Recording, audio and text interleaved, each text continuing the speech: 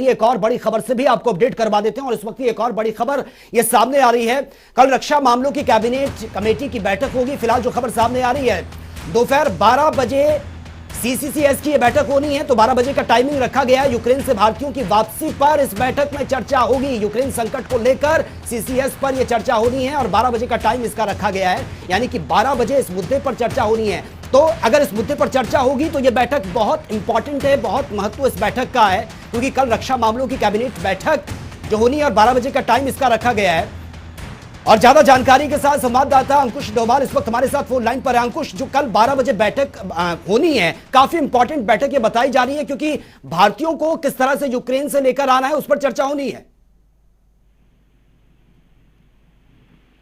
बिल्कुल, देखिए सचिन, जिस तरह से यूक्रेन में भारत नागरिक फंसे हैं, उसके बाद से सरकार लगातार ये कोशिश कर रही है कि जल्द से जल्द इन नागरिकों को वापस भारत लाया जाए। और इस बीच सरकार ने ये फैसला लिया है कि कैबिनेट करके जो भारतीयों को वापस भारत लाने की नीति तैयार की जाएगी। हम सभी जानते हैं कि यूक्रेन ने रशिया के अटैक के बाद से ही पूरे देश भर में मार्शल लॉ लागू कर दिया है और इसके बाद से ही वहां पर जो तमाम फ्लाइट भारत की ओर से जा रही थी वो फिलहाल रुक गई हैं। लेकिन अब सरकार एक बार फिर कोशिश कर रही है कि जो अन्य मित्र देश भारत के हैं जो यूक्रेन की सीमा के साथ लगते हैं, उन रास्तों से भारत के नागरिकों को बाहर निकाला जाए। करीब करीब 20,000 भारत के विद्यार्थी और अलग अलग नागरिक फिलहाल यूक्रेन में फंसे हुए हैं। अलग अलग राज्य सरकारें लगातार केंद्र सरकार के साथ संपर्क में है और अब केंद्र सरकार अपनी विदेश नीति का इस्तेमाल करके इन भारतीय नागरिकों को बाहर निकालने की नीति तैयार कर रही है। और लेकिन जिस तरह के हालात बने हैं, इसमें बहुत क्विकली एक्शन लेना पड़ेगा, क्योंकि इतना टाइम नहीं है कि आप इस पे स्ट्रेटेजी बनाएंगे उसके बाद चीजों को धरातल पर उतारा जाएगा, क्योंकि बहुत क्विकली एक्शन की जरूरत है।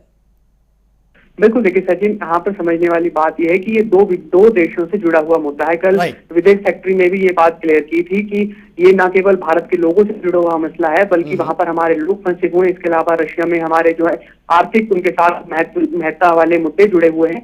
ऐसे में सरकार नीति के साथ ही चलेगी और सरकार किसी भी तरीके की जल्दबाजी करके किसी भी तरीके का गलत फैसला नहीं ले सकती। यही वजह है कि सरकार फिलहाल पूरा समय ले रही है और पूरी तरीके से नीति बनाने के बाद ही सरकार आगामी कदम उठाएगी, ताकि तमाम जो भारत के बच्चे फंसे हुए हैं, क्योंकि वहाँ उनके घर परिवार के लोग चिंतित हैं, वो जल्द से जल्द घर आए, सुरक्षित आए। इसके लिए सरकार पूरी तरीके से प्रतिबद्धता से काम कर रही है। सचिन, बिल्कुल अंकुश, लेकिन जिस तरह की स्थिति वहां पर बनी हुई है कि बच्चों को आइडेंटिफाई करना, उनकी लोकेशन को आइडेंटिफाई करना, ये काफी इंपॉर्टेंट हो जाता है।